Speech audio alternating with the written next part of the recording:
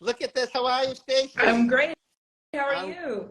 great too, thanks. It's good to see you. Good to see you.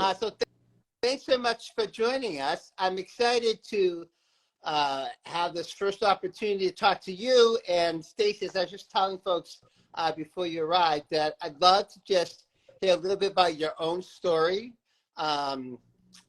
You have your own family that I think you should, beautiful family that I'd love you to share about, and then like to talk about your transition from corporate America to the nonprofit sector, leading one of the most important LGBTQ plus nonprofits in the nation. So with that, Great. share your family story first, please.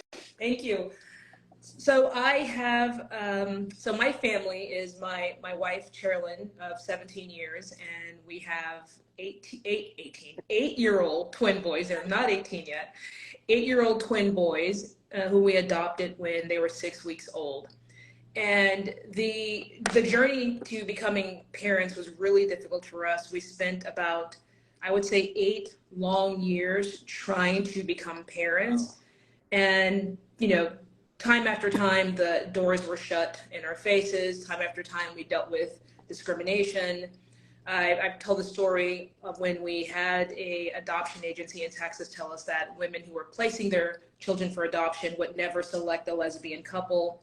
We had a fertility doctor say, well, I could do the fertility treatment, but if you get pregnant, you can't have the baby here because this is a religiously affiliated hospital, so you need to have the baby somewhere else.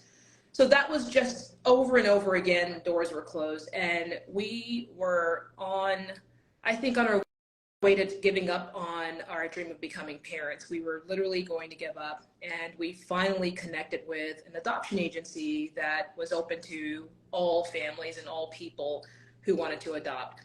And that was such a sigh of relief for us, and we were connected with the birth mother, and we went through the entire adoption with her until the day before the boys were to be born, and we were on our way to Ohio to meet her. She changed her mind.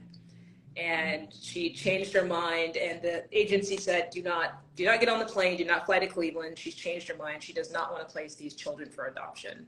And so, again, going through all of the rounds of trying to become a parent, you think you're finally there, and then that happens. But thankfully, 6 weeks later, she called us back and said she'd make the biggest mistake of her life, and that she wanted us to still adopt the boys. Wow.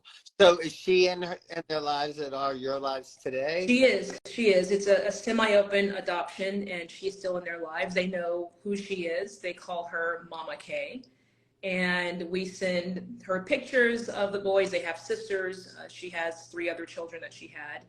And we keep in contact with her. They don't see her, but we definitely keep in contact with her. And we feel that oftentimes our parents would say, well, why would you keep this woman in their lives, or even send her pictures? You know, she changed her mind. Your heart was broken. Why? And we understand that to be a young woman who's placing her child for adoption, and how hard that has to be. And now that I'm a mom, I cannot imagine giving my children up. So I get it. And we've forgiven her, and she's had a really hard life, and she just wants the best for them. So yeah, the more love that they have, the better. That's how we see it. That's what I always share as well. That's a great story. Thank you for sharing that story, Stacey. Yeah. All right, now let's talk about, you were in corporate America for a while there, right? So do you want to talk a little bit about that? Mm-hmm. Yeah, I was in corporate America for 20-something years. And, just to give you a little bit of history, I was pulled out of the closet in a very abrupt way in South Texas when I was in high school. And as a result of getting pulled out of the closet, I actually dropped out of high school. So to have to drop out of high school and sleep on couches and sort of build my way up to finally being an executive in corporate America, when I had this thought of, I think I'm going to leave after 20-something years, I had no idea why I would even want to do that. My wife was like, are you sure this is your dream? And how do you go from that being this, dropout, right, that had to drop out to survive, to being in this corporate executive, and now you're saying you want to give it all up? But it was the pandemic, Brian. The pandemic caused a lot of us to stand still and to think about our lives in a very different way, and the isolation and having to be isolated at home, and I wasn't on a plane and traveling or going to this and that. I had to just sit and think and decide, was I doing enough to help my community? Was I doing enough to take the experience of being a queer person in Texas that was pulled out of the closet? Was I using that experience to go help others? And frankly, was I using the experience of trying to become a parent to ensure that no one would have to go through that experience again? And the answer was I wasn't. And I love corporate America. It served me well, but I said it's about time to leave. And I applied for a position at Family Equality, and I don't know, 4, 5, 6 months later, because as you can imagine, lots of long interviews, I was selected as their CEO, and I'm so glad that I made that decision. And so it's been 2 years now? About almost 2.5 years that I've been here. Wow. So Stacey, from your unique vantage point, serving at the head of Family Equality, gosh, this is like, in this day and age, I know the answer to this is a lot, but what keeps you up at night? What really concerns you the most? Yeah. Well, I would say the attacks on our community as a whole keep me up at night. But if I had to think about specifics, I would say the first would be the rhetoric that we're hearing, because the rhetoric that we're hearing about our families and about our youth is not new. The scary part of it is that they are grabbing rhetoric from the 70s, the same rhetoric that people like Anita Bryant and Briggs and all those folks were talking about in the 70s. They're taking that and they're pulling it back into it. They're trying to modernize it, but they're using the same rhetoric. So seeing that come back is really dangerous. I think the second thing that keeps us up at night, keeps me up at night, and certainly my team, is the over 500 anti-LGBTQ plus bills that have been introduced. And how do you keep up with that, the number of bills, when you're a small nonprofit and you're overwhelmed? And I'd say the third thing that keeps me up is the safety and security of our families. To know that families are moving from their home states to find safer places is a sad place to be. Literally, people are becoming refugees in the United States of America. And also from a security perspective, securing the parent-child relationship, that people know, and this is, I think, even more prevalent post-Dobbs, we have to have that parent-child relationship. The legal parent-child relationship, establishing that is really important. And we're hearing about cases of, the mother in Oklahoma who, she and her wife decided, they found a donor, sperm donor online, and they decided that he would not be a part of the child's life, and that he would not be a parent. And then he and the mother, actually after they divorced, he and the mother decided to date. So the two women split up, and the person who carried the child actually started dating the sperm donor. And because the laws, the parentage laws, are not updated in Oklahoma, the other parent was actually, her parental rights were removed. Whoa. So because she didn't adopt the child. So that worries me. With a lot of these radical judges on the bench, are we going to see more cases like that? And that scares me. So to think about securing the parent-child relationship is really important. But those are the three things that keep us up at night, definitely keep me up at night. Oh, thank you for sharing. So I'd like to transition from that into something positive. So what can those of us watching, what can we engage with kids do to help out, so that maybe, these issues will not be still happening in such a strong. Yeah. Well, the first thing I would say is to any organization that I speak to is to keep yourself safe, because this is an increasingly hostile environment for our family. So please keep yourself safe. But to help, I would say to vote, to learn about the issues from a family equality perspective, to learn more about the work that we do, and just how embedded in the LGBTQ plus family rights movement that this organization has been for 44 years or so.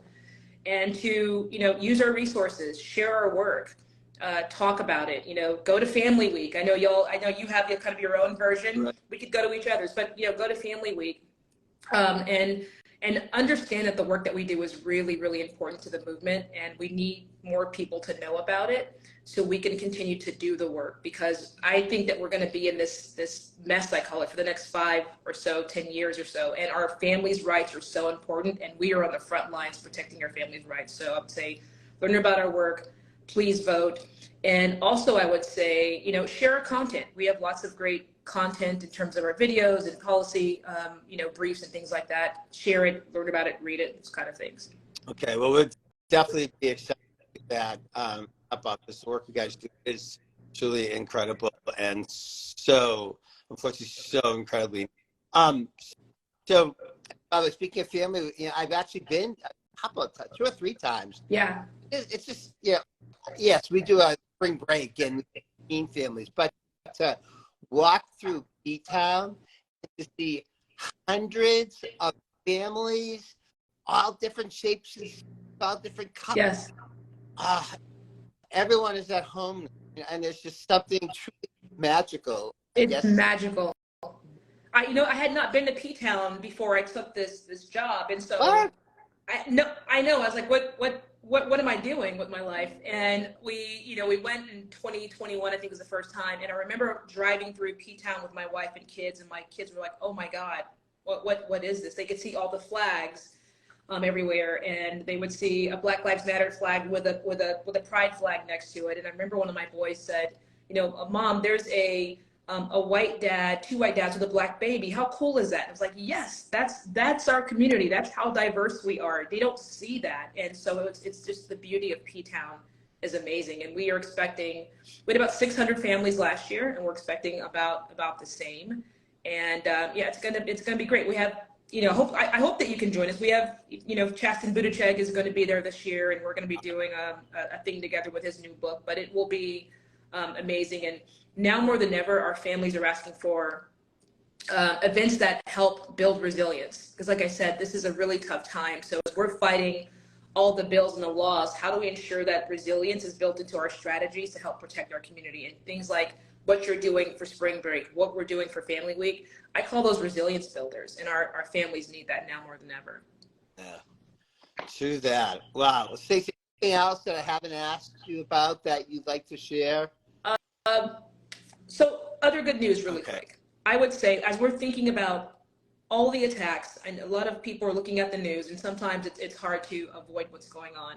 What I will say is that I think that we are well positioned to win. Okay. And, you know, nearly, 20 million American adults identify as LGBTQ+. Many of them are parents. Many of them want to become parents. So we are growing as a community. And we do know that by 2040, the LGBTQ+ voter bloc is going to grow by 20%. Oh, wow. So as a voting bloc, we're going to be growing, which I think is well positioning us. Okay. And we also know that nearly 62 million voters prioritize LGBTQ+ rights when deciding who to vote for. All of those things are in our favor, and we just have to keep doing the work, but we are well positioned to win. It's going to be a hard fight, but we're growing, we're out there, we're going to be a voting bloc that people have to listen to, and I think that's great for our community. That is fantastic. Yes, thanks so much for leaving us with positive things. Good news. Sure. All right, well, it was so great to see you. Thanks for sharing. Thank you so much for having me, Brian.